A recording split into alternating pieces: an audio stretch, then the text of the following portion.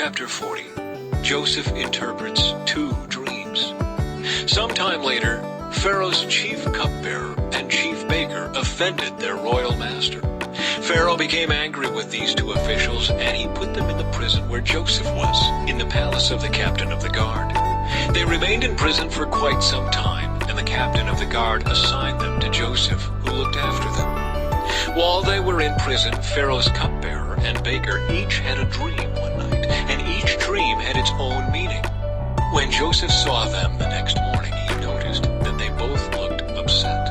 "Why do you look so worried today?" he asked them. And they replied, "We both had dreams last night, but no one can tell us what they mean." "Interpreting dreams is God's business," Joseph replied. "Go ahead and tell me your dreams." So the chief cupbearer told Joseph his dream first. "In my dream," he said, "I saw a grapevine in front of me. The vine had 3 branches that began to bud and blossom, and soon it produced clusters of ripe grapes. I was holding Pharaoh's wine cup in my hand, so I took a cluster of grapes and squeezed the juice into the cup. Then I placed the cup in Pharaoh's hand." "This is what the dream means," Joseph said. "The 3 branches represent 3 days. Within 3 days, Pharaoh will lift you up and restore you to your position as his chief cupbearer. And please remember me and do me a favor when things go well for you. Mention me to Pharaoh so he might let me out of this place. For I was kidnapped from my homeland, the land of the Hebrews, and now I'm here in prison, but I did nothing to deserve it." When the chief baker saw that Joseph had given the first dream such a positive interpretation, he said to Joseph, "I had a dream too.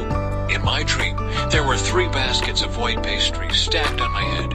The top basket contained all kinds of pastries for Pharaoh, but the birds came and ate them from the basket on my head." "This is what the dream means," Joseph told him.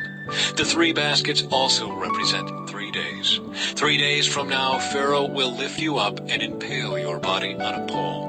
Then birds will come and peck away at your flesh." Pharaoh's birthday came 3 days later, and he prepared a banquet for all his officials and staff. He summoned his chief cupbearer and chief baker to join the other officials. He then restored the chief cupbearer to his former position, so he could again hand Pharaoh his cup. But Pharaoh impaled the chief baker just as Joseph had predicted when he interpreted his dream. Pharaoh's chief cupbearer, however, forgot all about Joseph, never giving him another thought.